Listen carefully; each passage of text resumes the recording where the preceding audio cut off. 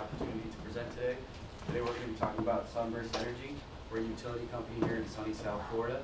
That's the ironic part. There's a lot of sun, but we're not making a whole lot of money. That's why we're going to be moving to the state of Nevada.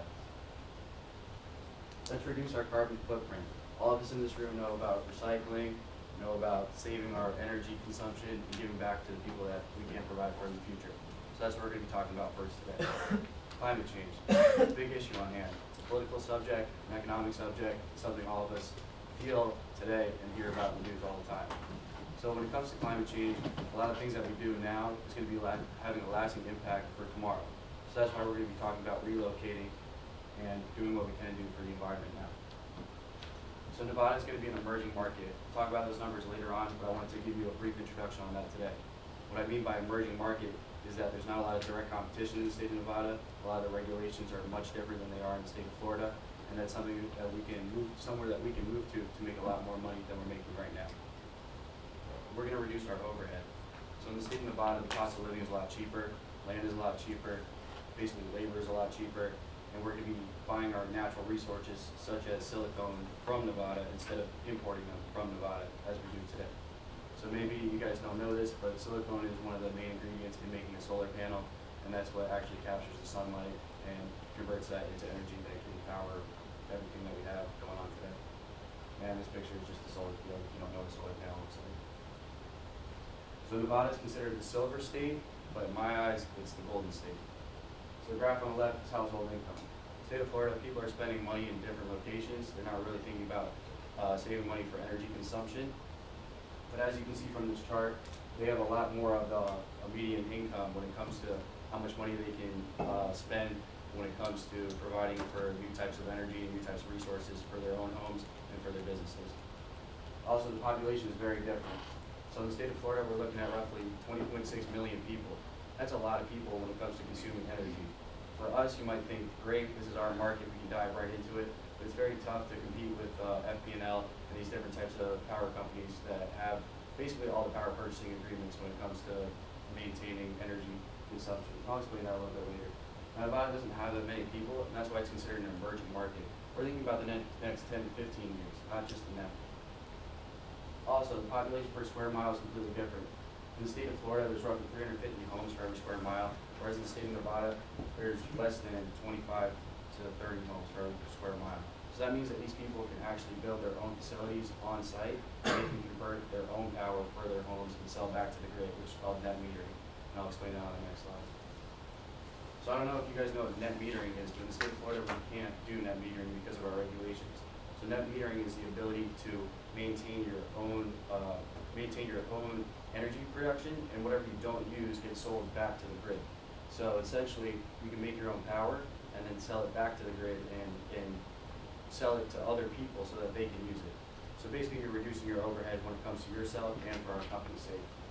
Now, a power purchasing agreement is very different than net metering. A power purchasing agreement allows you to buy into a contract with a certain state and basically gives you the right to produce solar power or any kind of clean consumption energy for people and buildings and such like that. So in the state of Florida, you can't do that. That's why FPNL is a big conglomerate. There's a couple other energy companies in the state of Florida, but we're directly competing with them today. In Nevada, they actually want you to build these types of facilities out there, and they will allow you to buy into a power purchasing agreement and sell your energy directly to those cities, families, or any businesses and such. Also, in the state of Nevada, you have solar energy systems incentive programs. That means that by 2025, all power sources have to be 25% clean energy. So that means that our business is definitely going to have a big incentive to move out there. 25% of all production being solar or clean energy is a big incentive to move. And at the bottom, this just shows how solar panels work. They basically capture the sun's energy, power homes, net metering like we talked about before. Whatever you don't use goes back to the grid, and that's going back to the utility grid. So we have many business opportunities. The state of Nevada is actually the 4th rank in all of the states when it comes to solar production. Right now, there's multiple jobs out there in the state of Nevada, but it's more of an emerging market compared to the state of Florida. If you look at the state of Florida, I don't know if you guys can see it on that side, but it's very, very compact There's a lot of manufacturers and installers, but these are all being sold directly back to FInal, so it's not really an incentive for you guys to want to sign up for these types of things because you don't have the ability to do so. If you wanted to install a solar panel on your house, it takes a whole lot of time, a whole lot of money, and it has to be facing a certain way. So if your house isn't facing 45 degrees south, you can't even install a solar panel onto your home. Which is really tough. So let's talk numbers. So the state of Nevada actually invests 3 times more than the state of Florida does when it comes to investment opportunities for these types of businesses. That's a big incentive for us to pack our stuff up and go. I don't know about you guys, but it costs a lot of money to run these facilities, and I don't have the time or the money to spend just trying to make it ends meet when it comes to competing with FInal. State of Nevada doesn't have these big conglomerate energy utility providers, and we can be the main one over there. Also, we have a lot of job opportunities. The state of Florida is 5th, so it looks like a great number, but that's working for FInal. It's very different than working for companies such as ourselves, the Sunburst Energy. Nevada also has a ton more jobs, a lot more opportunities, and it's another incentive for you guys to pack your stuff up and come with me. So now a big problem is going to be direct competition. So I'll explain this real briefly. 1 megawatt can power 164 homes, so we're talking about gigafactory, which is producing more than the global output in total. And everyone's heard of Tesla and Apple, but these companies are using this energy to provide for what they need to do with making their products. So in the future, they could turn the knob and turn into utility companies, buy power purchasing agreements, and sell directly to the grid. That's a big problem for us, but if we get our feet wet now and head over there, we can probably get a good jump on them moving forward. So I want to relocate, I want to reduce our carbon footprint, and I want you guys to do so also. I have a lot of jobs for all you guys out there, make a lot of money, and we can do well in the long run. It's a growing state, value clean energy. There's opportunities for growth within the industry and within this business in particular. I'm going to pack my stuff up. I don't know about you guys, but I hope you come along. Thank you.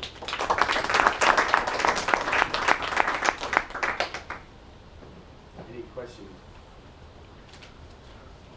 How long does it take when you move there to get like a return on investment? Because I know it's expensive to set up solar. Extremely expensive. So I'll start with the land opportunity.